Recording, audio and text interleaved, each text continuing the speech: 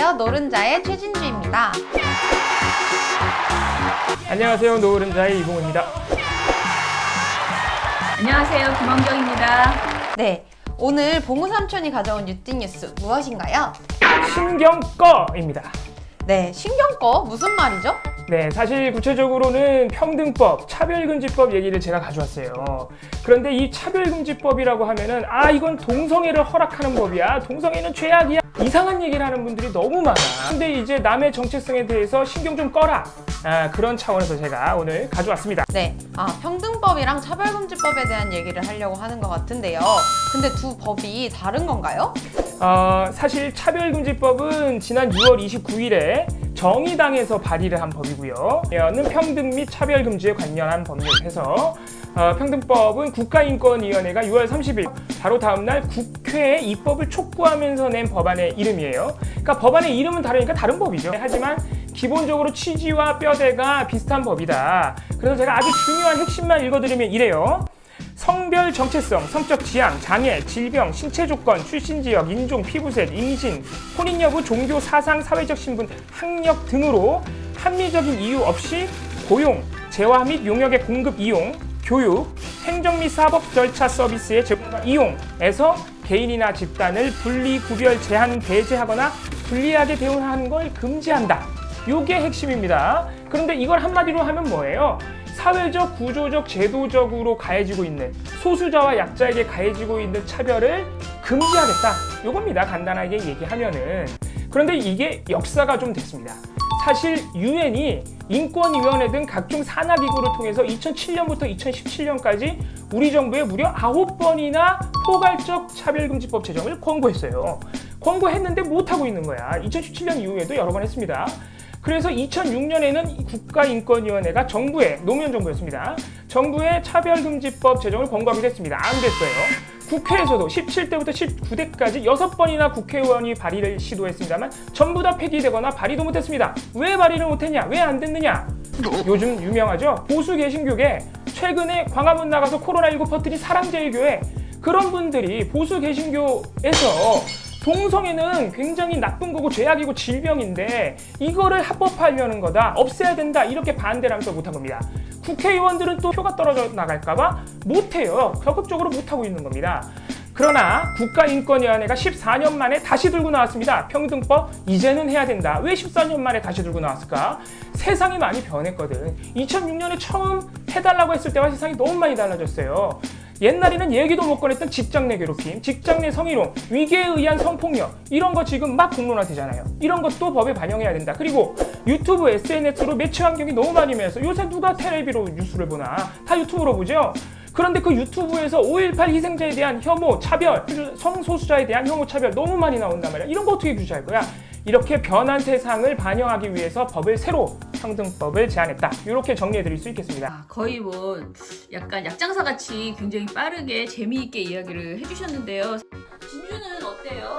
평등법에 대해서 좀 알았어요? 알지 않을까요? 진주 정도 되면. 저는 정의당이 발의한 차별금지법에 대해서는 많이 듣고 공부를 했었는데요. 국가인권위원회에서 권고한 평등법에 대한 얘기는 들어본 적이 없었는데 둘 다 아무튼 포괄적 차별금지법이라는 얘기잖아요. 맞아요. 보수 개신교가 차별금지법을 반대한다는 건 옛날부터 유명한 얘기였는데 오늘 삼촌이 이걸 뉴띵뉴스로 가져온 특별한 이유가 있나요? 제가 오늘 뉴띵뉴스를 왜 가져나왔느냐? 이 평등법 얘기만 잠깐 조금만 나와도 이분들이 이상한 얘기를 너무 많이 해.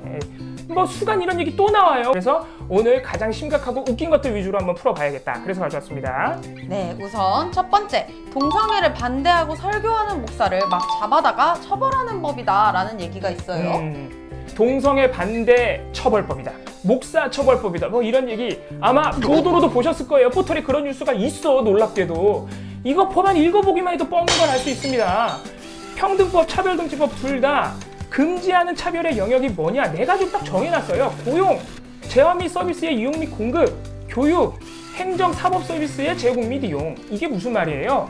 동성애자라는 이유로 너는 우리 집 가게에서 케이크를 살 수 없어. 이런 거 하지 말라는 거예요. 임신했다는 이유 채용 못하겠어. 이런 거 안 된다는 겁니다. 이거 뭐예요? 상식이에요, 상식.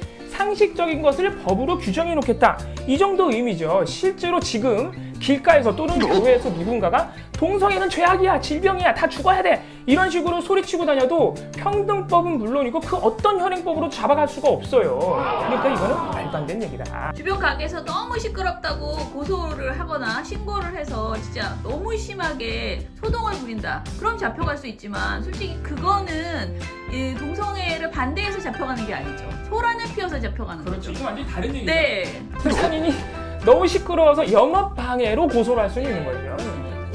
누군가가 유튜브나 교회에서 특정인을 성소수자라고 비방해도 아무런 처벌을 받지 않는 건가요? 자, 이것도 중요합니다. 사실 목사님이 교회에서 동성애라는 집단에 대해서 막 욕을 해, 혐오 표현을 해.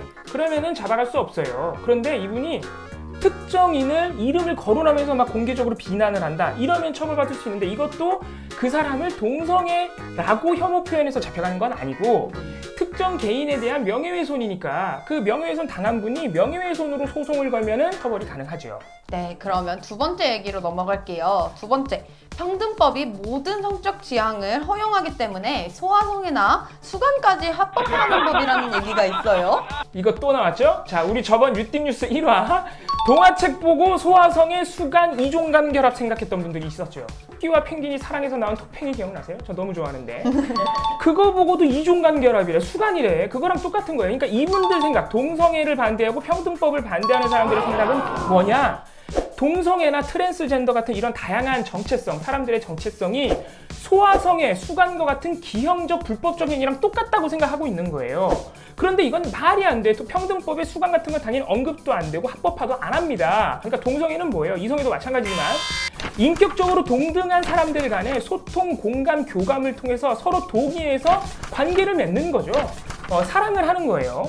그거랑 완전히 다릅니다. 소아성애랑 수간은요, 상대방과 교감 이런 거 없어요. 강제적으로 기형적으로 하는 거라고요. 그래서 현행법으로, 평등법이 아니어도 현행법으로 처벌해요. 소아성애는 형법으로 처벌하고요. 수간은 동물보호법으로 처벌합니다. 그리고 이거보다 더 중요한 게 뭐냐? 니네가 뭔데 동성애인지 이성애인지 나의 정체성을 합법화를 해요.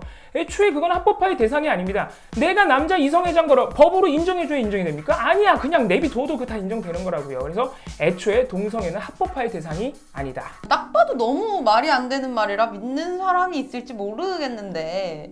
그래서 최근에는 이 평등법을 반대하시는 분들이 막 법률 전문가까지 동원해서 뭐 이런 얘기도 합니다. 헌법상 평등권은 개인이 국가한테 요구하는 권리다. 개인이 국가한테 요구하는 건데 평등법은 막 자유로운 개인들의 관계에 개입을 해가지고 개인한테 권리를 줘서 막 뭘 하게 한다. 정확하게는 동성애자한테 권리를 준다 이거예요. 국가가 개입을 해서. 그래서 난장판이 됐다. 막 헌법이 보장하고 있는 표현의 자유, 사상의 자유, 종교의 자유, 계약의 자유를 다 침해하고 있다. 이런 식으로 주장을 하거든요. 근데 이게 말이 된다고 생각하세요? 우리 헌법 10조는요, 국가한테 이런 의무를 주고 있어요. 헌법 10조에 따르면 모든 국민의 행복 추구권, 평등권, 인권을 보호하기 위해서 국가가 의무를 다해야 된다. 이게 뭔 소리야? 국가가 적극적으로 뭘 하라는 거예요. 인권 보호를 위해서. 헌법에 그렇게 돼 있어요. 실제로 우리 법은 그렇게 발전해 왔습니다. 가장 가까운 우리 일상 속에 있는 근로기준법, 노동법 볼까요? 노동법 뭐라고 합니까? 사장님들 아무 이유 없이 노동자 자르지 마. 그럼 사장님 처벌받아. 이거예요. 이건 뭐예요? 노동자와 사장님이라는 개인 간의 관계에 국가가 개입한 거야. 그런데 정확하게 얘기하면은 개입해가지고 누구 개인한테, 노동자한테 권리를 준 게 아니에요. 그 판단은 다 법원이 하게 하고 있다고요. 부당해고 같은 거. 그리고 그거는 일종의 게임의 룰을 정하는 거죠. 둘 간의 계약은 니네 마음대로 해. 다른 내용 너네 마음대로 해. 월급도 니네 마음대로 해. 그런데 이것만은 하지 마. 예를 들어서 너무 월급을 적게 주지 마. 함부로 자르지 마. 이건 뭐예요? 니네가 이 선을 넘으면 우리 사회 전체가 망하니까 그건 하지 말자 이거거든요. 평등법도 똑같습니다. 평등법은 이렇다 강제조항, 처벌조항도 없어. 그냥 이러이러한 거는 차별이니까 하지 맙시다. 금지합니다라고 선언해 놓은 겁니다. 너무 길어서 머리가 아프네요. 우리 잠깐 쉬었다가 2부에서 다시 만나요.